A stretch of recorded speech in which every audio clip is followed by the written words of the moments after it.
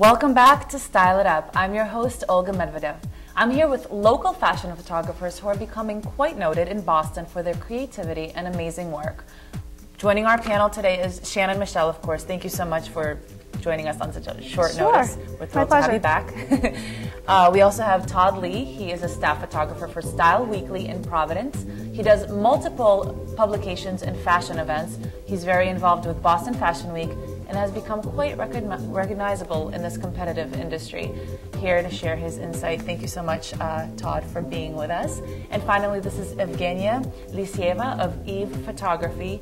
Born and raised in St. Petersburg, she's also a dancer. As an events photographer, she's photographed celebrities including Christopher Walken, Natalie Portman, and Bill Clinton, just to name a few. Her work has been published in multiple locations, and as a fellow Russian woman, I'm very proud of you, and I'm thrilled to have you here. Welcome, panel. Thank you so much for joining us. So let's talk fashion photography. How is it different from other forms of photography? And Shannon, I'll just start with you. Okay. I don't shoot a lot of portraits for what, sorry, but from what I understand, you know, portraits, it's more about relationships and connections and you know, kind of more candid. I think that the fun part about fashion is that you get to really create whatever's in your head. There's no limitations whatsoever. You know, your imagination is whatever you can come up with, you can actually create it. So working with a team of people to create one idea and concept is just so much fun to see it from just the idea to the final product with hair, makeup, wardrobe, styling, all those things, models, it's not just photographers, it's a team of people that really make it happen. It's a production. It sure is. Todd, any thoughts? Well, I think I really agree with the point that Shannon made in terms of the team aspect of fashion photography. I know when you're out on an assignment in terms of just covering a story or doing a portrait, as you were talking about, it's really mainly up to you as a photographer, but makeup is so crucial in fashion photography, the stylist. You really are just one component of a whole team of people striving for the same thing, and you know, if any of those one component is off or is you know, really, really good, it makes a huge difference. So for you, you're kind of on a different side of it. You're more of an events photographer, but so you deal more with live shots. Yes, but I think in terms of fashion photography, I also love working with a designer and looking at the clothes and then making the ideas come to life through the pictures, and it's just amazing, especially when you work in different locations or lighting, and the fabric comes to life, and it's amazing. So what separates you from other local photographers in the area? Well, I think in a lot of ways it's still developing.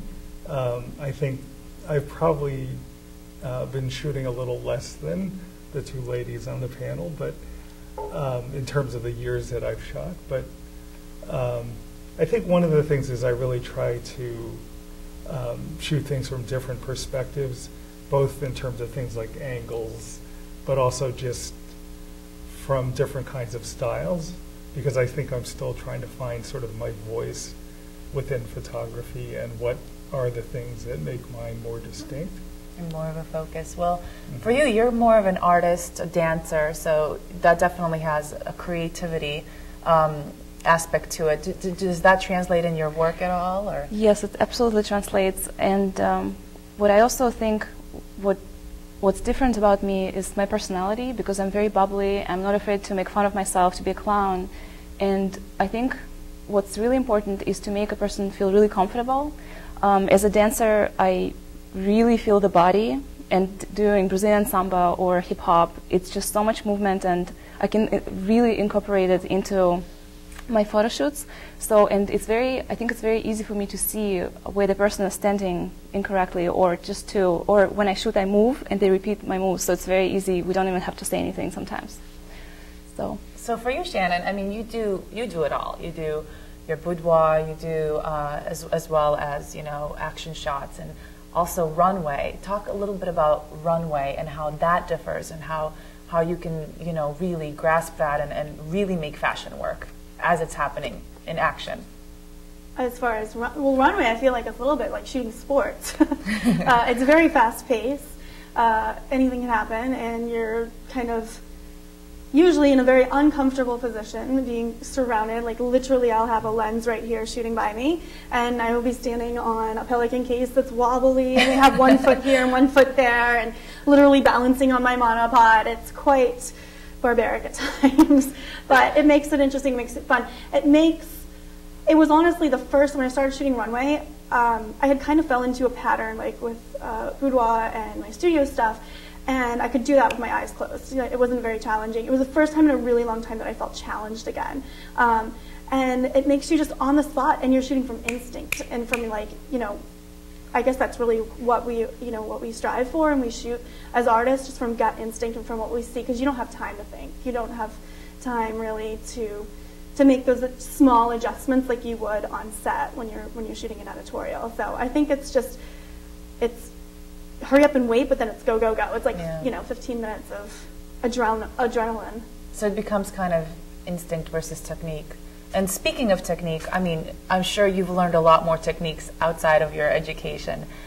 Anything you care to share with the viewers? Any special techniques that you've learned over the years that you're just kind of like, you know, that made them your own when it comes to shooting? Techniques as far as?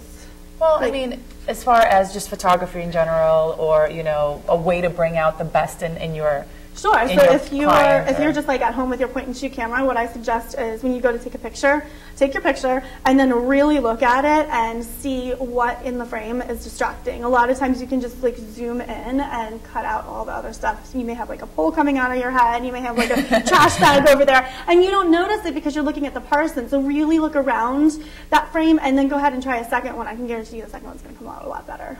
Anyone want to chime into that? Anything you've learned? I had just sort of a simple sort of thing that people can do at home is really play around with the angles that you shoot people from. So, for example, one of the things is that sort of similar to how you wear certain clothes to make you seem slimmer, if someone is sort of on the portly side or is a little shorter than they would like to appear, you shoot them from below or shoot them from an angle that emphasizes their length. And, you know, by the same token, if someone has a little extra in the chin, you may want to shoot them from the top. Makes sense. And do you want to add anything? I think for me, music helps a lot. When I turn on the music, it can be just an iPhone with me in the pocket, but I always make sure that they're very comfortable. And sometimes I tell them, I'm just adjusting the light. In the meantime, I'm shooting already, and talking to them about their family, about their kids, about just anything, about their hobbies. Just try to find out what they're passionate about, so they open up and really bring out their personality. Also, I've taken so many workshops. One of my inspirations is Jerry Gionis, Australian photographer, and he is he local or he's all over the world, but he's in LA and in Melbourne, Australia. Oh, nice. So I highly recommend everybody to take his workshops. I did it 3 times, and once I had to be a model in Paris, and you learn how to be on the other side of the camera. So I think that's one of the other things, is to practice and practice and practice, and to understand what it's like to be just a know model. The art. Yeah, understand. Yes, it. and he always taught us to look for the light, to look for the direction of the light, because even in the most ugliest locations, you can turn ordinary into extraordinary. So, and then if you don't like it, crop it. If you can't crop it, don't shoot it at all. Nice. I like it. Speaking of cropping and editing, let's talk about how digital editing and Photoshop has changed this industry and just photography as a whole, and what makes it still believable. What, you know, when people walk away from looking at something that has been Photoshopped to death or to life, I don't know, whichever way you want to. How do you make photography still believable, and how do you make people still love it? Shannon? I think I agree with you when you're talking about Photoshop to death. It's unfortunately taken a real turn for the worse at times. I think that Photoshop is a great tool, but it needs to be just a tool. It can't be the only source. I think that to make photography great, you need to really do your best and understand your camera settings. People just get these digital point and shoots and they just press a button, press another button, and hope it comes out. But, you know, coming from the day of film myself, I know exactly why I do what I do when I'm shooting. And so I think that to get it in camera as best as possible is very important. And then just use Photoshop to kind of, you know, make a nice little treatment. You know, I don't care for all of these, they have like the blue tones, you know what I'm talking about? Yes. And just Different really actions. different actions, yeah, and like over Photoshopping, it destroys it. It's just, So it keep it to screams a amateur. minimum. Yeah. So just a couple of Believable. quick thoughts from you, Todd. Yeah, I generally agree with some of the things Shannon said. And I think the actual shot in camera is really important. Yeah. And, you know, one of the things, too, is that I think, well, the good thing about having digital photography being accessible to just about everything is that it sort of broadens the number of people who do photography. The bad thing is that I think a lot of times people have a lot of trouble distinguishing what's good from what's bad. And Yeah. to some extent, Photoshop hides some of that, but I think, you So know your good yeah. from your bad. Yeah. So quickly, before we wrap up this panel, just one quick thought on if anybody wants to pursue this wonderful career, advice? Good equipment. Good equipment. You? Follow your passion. Follow your passion and find your niche, right? Your little thing that kind of your focus. Yeah, I think absolutely. that And makes sense. and Shannon? Learn as much as you can. Workshops, seminars, online classes, they're all available to you. You don't have to go to school full time. You can really, you know, take it into your own hands and go from there. Okay, great. And then thank you so much for joining us, and we'll have information on each of you posted at the end of the show. Unfortunately, we are out of time for today. I want to thank my wonderful panel, Shannon, Todd, and Evgenia. And as always, I want to thank all of you for watching. I just wanted to leave you with one final quote before we go from photographer Matt Hardy. Beauty can be seen in all things. Seeing and composing the beauty is what separates the snapshot from the photograph. I'm Olga Medvedev. Until next time, we'll see you on Style It Up.